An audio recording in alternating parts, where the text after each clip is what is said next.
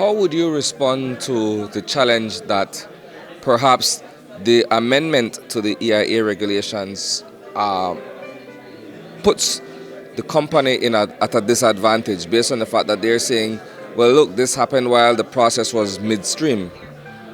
Not necessarily based on the advice that we have gotten from legal counsel. I think it all fits within the framework of the legislation, and these amendments can happen from time to time.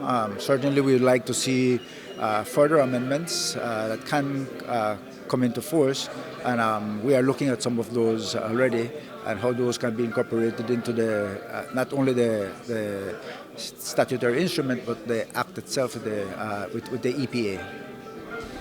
The composition of the tribunal is also being called to question in terms of the positions that have been taken by at least two of the three members of the panel. We know that Lucy Fleming is no longer in the picture, but Dr. Terry Hughes is also on record elsewhere speaking against dredging, and he's done so openly. That is also being called to question in terms of certain biases that panel members may have.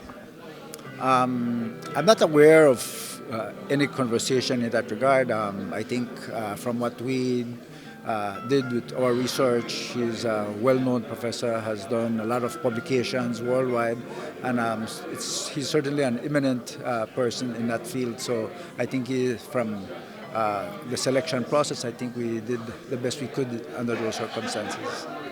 Now, you are essentially being sued by Waterloo. Your name appears on the claim that was filed recently.